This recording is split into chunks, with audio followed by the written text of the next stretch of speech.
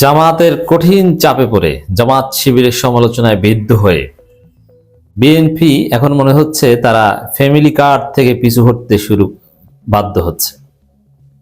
দর্শক, মজার খবর, জামাত শিবির কি পারে বিএনপি দেখে অবাক। জামাত শিবির বিএনপির ভুয়া ফ্যামিলি কার্ডের বিরুদ্ধে লেগেছে স্ট্রোক। কারণ ফ্যামিলি কার্ড একটা ভুয়া প্রজেক্ট, ফ্যামিলি কার্ড একটা প্রতারণা। তারা যে কার্ড দেখায় ওটা ভুয়া এবং এটা আচরণবিধি লঙ্ঘন, ভোট কেনার একটা ধান্দাবাজি এবং ফ্যামিলি কার্ড একটা প্রতারণামূলক প্রজেক্ট। আমি আগে এই বিষয়টা বলি, তারপরে বিএনপি কি ঘটিয়েছে, কিভাবে পিছু হটার ইঙ্গিত দিচ্ছে আমি দেখাচ্ছি, তাহলে বুঝবেন। কারণ এই অর্থনীতির এটা একটু একাডেমিক আলোচনা, এই বিষয়টা না বুঝলে বিএনপি যে এখন পিছু হটতে শুরু করেছে এটা বুঝবে না। জামাত শিবির কি শুধু ফ্যামিলি কার্ড ভুয়া, ফ্যামিলি কার্ড অবাস্তব এটি প্রমাণ করেছে? না, কেন অবাস্তব এটাও প্রমাণ করেছে। প্রথম কথা যে সাধারণ জনগণের মধ্যে Jamaat Shibir perception ঢুকিয়েছে, short film নাটক করে বিভিন্নভাবে, যে ফ্যামিলি কার্ডে টাকা নাই, কিনতে যায় ফ্যামিলি কার্ড নিয়ে দোকানে, দেখে যে কোনো সদাইপাতি দেয় না, যে তোমার ফ্যামিলি কার্ড তুমি রাখো, টাকা দাও, ওদের টাকা পাওয়া যাবে না, এই মেসেজ চলে গিয়েছে। আবার একজনকে ফ্যামিলি কার্ড দেয়, ফ্যামিলি কার্ডটা নিয়ে তারপর বলে যে ভোটটা দাঁড়িপাল্লায় দিব। যাই হোক দর্শক, এখানে ফ্যামিলি কার্ডের এই প্রতিশ্রুতি মানুষ আর বিশ্বাস করছে না, এটা জামাতের একটা গ্রেট অ্যাচিভমেন্ট। আর সবচেয়ে বড় বিষয় হচ্ছে মানুষকে প্রতারণার শিকার হওয়া থেকে বাঁচাতে পেরেছে। কিভাবে? বিএনপি যে প্রতিশ্রুতি দিয়েছে যে ফ্যামিলি কার্ডে ধরলাম 2000 টাকা, কেউ 25,000 টাকাও বলেছিল মাসে 2000 টাকা দিবে, এরকম প্রায় 4 কোটি বা 4.5 কোটি ফ্যামিলি কার্ড দিবে। এখন 4.5 কোটি ফ্যামিলি কার্ড, তাতে যদি 2000 টাকা করে মাসে দেওয়া লাগে, তাহলে বাংলাদেশ রসাতলে যাবে। কিভাবে? বাংলাদেশের বাজেটের 6 থেকে 7% লাগবে ফ্যামিলি কার্ডে। তাহলে বাংলা এই 6-7% এই টাকাটা পাবে কোথায়? আকাশ থেকে পড়বে না, বাজেটের 6-7% লাগবে, অথচ ফ্যামিলি কার্ড পেয়ে জন্য বাজেটের 0.1%ও নাই, থাকে না। কারণ এমনিতেই আমাদের টাকা নেই, 1 বছরের বাজেটের সমান টাকা লাগবে ফ্যামিলি কার্ডের জন্য তাদের। আবার এই ফ্যামিলি কার্ডকে কেন্দ্র করে চাঁদাবাজি যা আছে এগুলো তো আছে।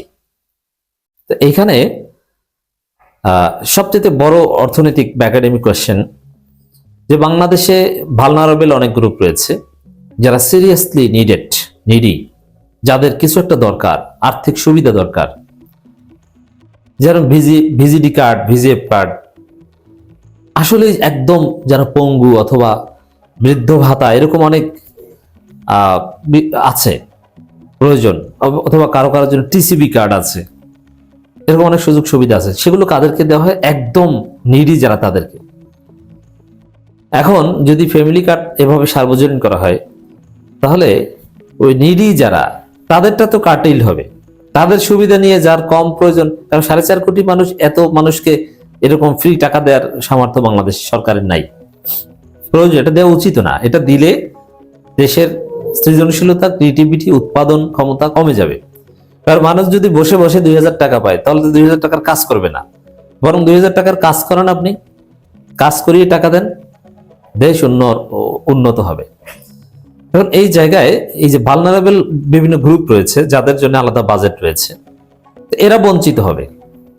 এতদিন একটা পঙ্গু ছেলে, ডিসেবল ছেলে, সে কিছু পয়সা পেত, সে এখন পাবে না, তার দরকার 3500 টাকা মাসে। এরকম বিভিন্ন গ্রুপ আছে, সে ফ্যামিলি কার্ড তো সবার জন্য 2000 করে দেওয়া হবে। এর মানে যার দরকার নাই সেও 2000, আর যার দরকার 10,000 সেও পাবে 2000। এতে আরেকটা সমস্যা তৈরি হবে, এর মানে যার দরকার নাই সেও পাবে, আর যার দরকার আছে তারটা কমে যাবে। যদিও এটা বাস্তবায়ন করতে পারবে না, বিএনপি ক্ষমতায় আসবে না, বাস্তবায়নের প্রশ্ন আসে না, কিন্তু থিওরিটিক্যাল আলোচনা করছি।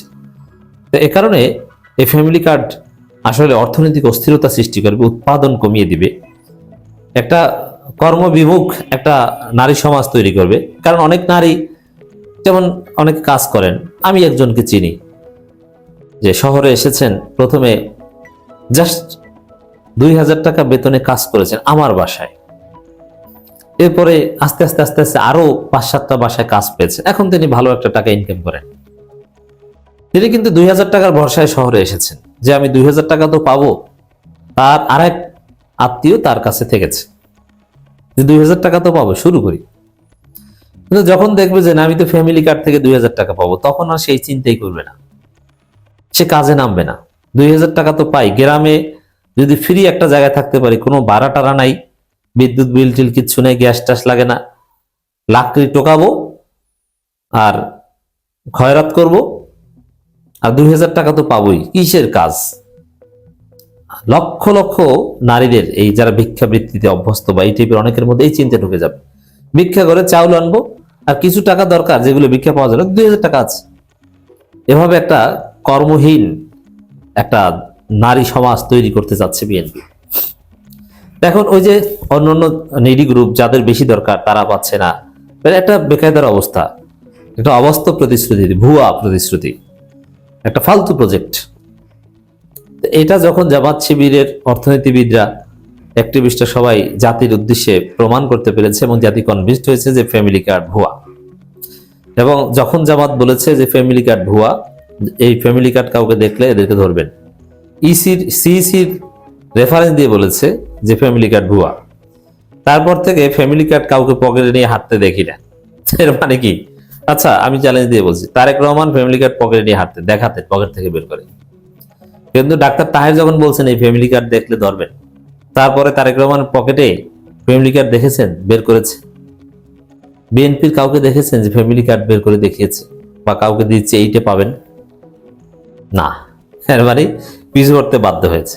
অর্থাৎ ডাক্তার তাহেরের থ্রেট নিয়ে অনেকে প্রথমে বলেছেন যে এটা একটু বেশি হয়ে গেল না, যে ফ্যামিলি কার্ড ভুয়া, কাউকে দেখলে ধরবেন না, ওইটা দেখেই তো তারেক রহমান বাসায় রেখে এসেছে ফ্যামিলি কার্ড, যে ওটার পকেটে নিয়ে ঘোরা যাবে না।